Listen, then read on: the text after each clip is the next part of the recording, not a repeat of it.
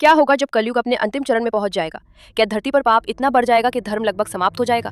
क्या उस समय भगवान विष्णु के अंतिम अवतार कल्कि प्रकट होंगे? और क्या सच में शास्त्रों में कलयुग के अंत की पूरी कहानी बताई गई है? आज की कहानी हमें ले जाएगी उस समय में जब धर्म और अधर्म के बीच आखिरी युद्ध होगा। लेकिन याद रखिए, ये कहानी हिंदू धार्मिक ग्रंथों और पुराणों में वर्णित मान्यताओं पर आधारित है। इसे वैज्ञानिक भविष्यवाणी नहीं माना जाता।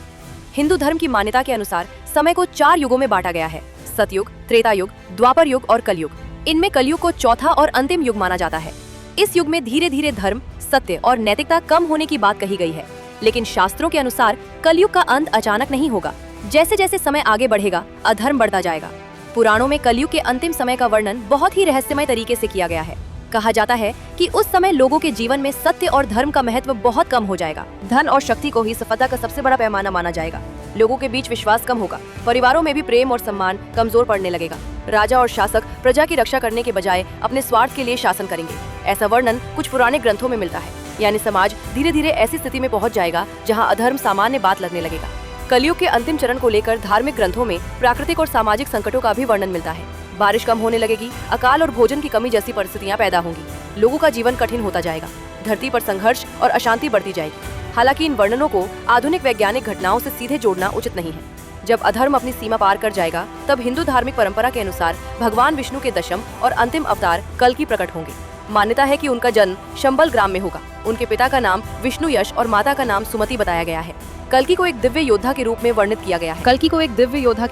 किया गया है। उनके हाथ में तलवार होगी और वे एक सफेद घोड़े पर सवार होंगे। उनके आने का उद्देश्य होगा अधर्म का विनाश और धर्म की पुनः स्थापना। जब भगवान कल्कि प्रकट होंगे, तब वे उन शक्तियों के खिलाफ युद्ध करेंगे जो अधर्म और अन्याय का प्रतिनिधित्व करती हैं। ये युद्ध केवल किसी एक राजा या सेना के खिलाफ नहीं होगा। ये धर्म और अधर्म के बीच अंतिम संघर्ष का प्रतीक माना जाता है। कल्कि अधर्म का नाश करेंगे और संसार में फिर से धर्म की स्थापना करेंगे।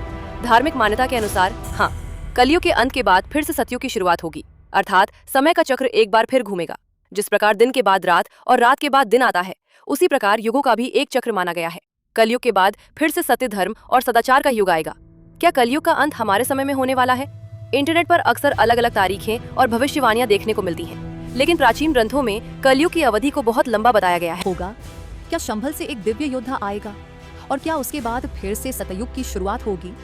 इन सवालों के जवाब धार्मिक मान्यताओं और आस्था में छिपे हैं। लेकिन एक बात निश्चित है, जब तक इंसान के भीतर धर्म और सत्य जिंदा है, तब तक उम्मीद भी जिंदा है।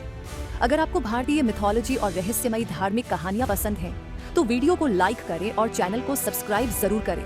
हर हर महादेव।